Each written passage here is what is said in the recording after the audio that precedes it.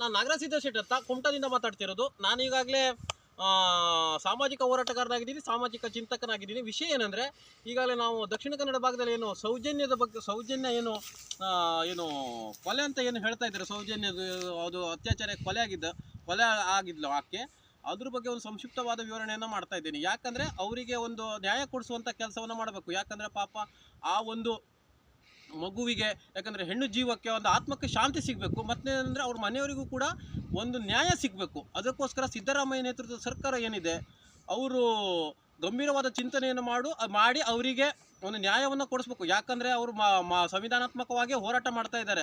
ಸಿದ್ದರಾಮಯ್ಯನವರು ಸಂವಿಧಾನದ ಬಗ್ಗೆ ಮಾತಾಡರಾಗಲಿಲ್ಲ. ಯಾಕಂದರೆ ಸಂವಿಧಾನವನ್ನು ನಾವು ಕಾಪಾಡ್ತಾ ಇದ್ದೇವೆ ಅದು ಅಂದ್ಕೊಂಡು, ನಿಮ್ಮ ಮೈನಲ್ಲಿ ಹರಿತಿರೋ ರಕ್ತ ಸಂವಿಧಾನದಾದರೆ ಅವರಿಗೆಲ್ಲ ನ್ಯಾಯ ಕೊಡಿಸಿ.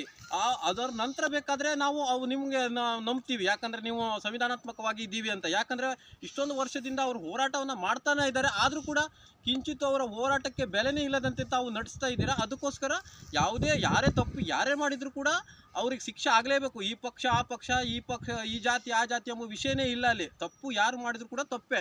ಆ ಒಂದು ಮಾನವ ಜಾತಿಯಲ್ಲಿ ತಪ್ಪೇ. ಮತ್ತೇನೆಂದರೆ ವಿಷಯ ಏನಂದರೆ ಅವರಿಗೆ ನ್ಯಾಯ ಸಿಗಬೇಕು, ಮತ್ತು ಆ ಒಂದು ಆತ್ಮಕ್ಕೆ ಶಾಂತಿ ಸಿಗಬೇಕಾದ್ರೆ ನಾವು ಇದು ಮಾಡ್ತೇವೆ. ಇಲ್ಲ ಬಿಟ್ಟರೆ ನೀವು ಸಂವಿಧಾನಾತ್ಮಕವಾಗಿ ಇಲ್ಲ, ನೀವು ಸಂವಿಧಾನ ವಿರುದ್ಧನೇ ಇದ್ದೀವಿ ಅಂತ ನಾವು ತಿಳ್ಕೊಳ್ತೀವಿ. ಯಾಕಂದರೆ ಅವರು ಹೋರಾಟವನ್ನು ಇಷ್ಟೊಂದು ವರ್ಷದಿಂದ ಮಾಡ್ತಾ ಇದ್ದಾರೆ.